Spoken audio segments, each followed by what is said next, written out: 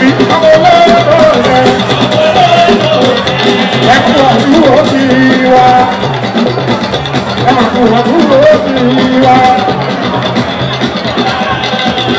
kábíyèsí olúwàjọ adéwọlé bọ̀ wá adéwọlé bọ̀ wá adéwọlé bọ̀ wá yẹ́rọ ọmọ tí mo bì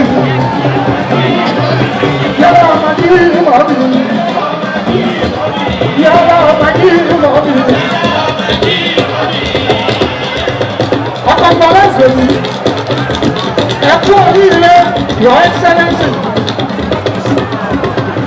kò ṣẹlẹ̀ iṣẹ́ ìlọ́wọ́ ìṣẹ́ ìgbọ́ kò ṣẹlẹ̀ iṣẹ́ ìlọ́wọ́ ìṣẹ́ ìgbọ́ kò ṣẹlẹ̀ rí ọba ìgbé òṣèlú ìlọ́wọ́ ìṣẹ́ ìgbọ́ òkú àpẹẹrẹ àkọ́kọ́.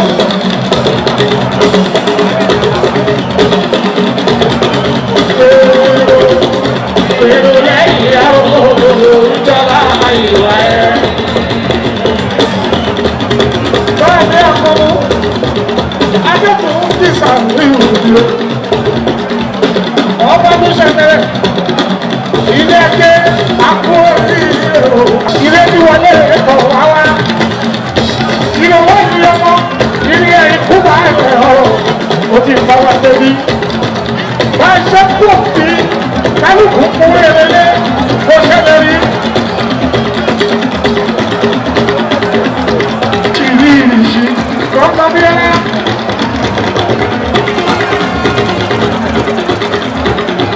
Gbogbo olùbàdàn ìkànsù ó ti fẹ́ kúrú káàárẹ̀ àdúpẹ́dúpẹ́dúpẹ́.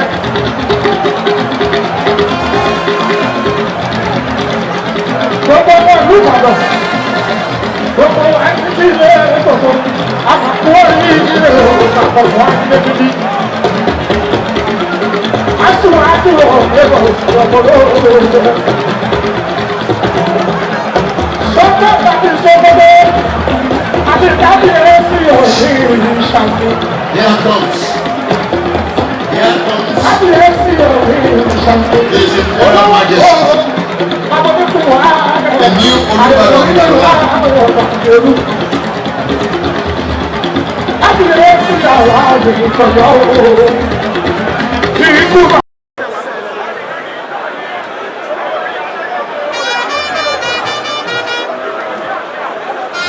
Ibi kúnlẹ̀ àkọ́sù àjùmọ̀bí ní ìlú.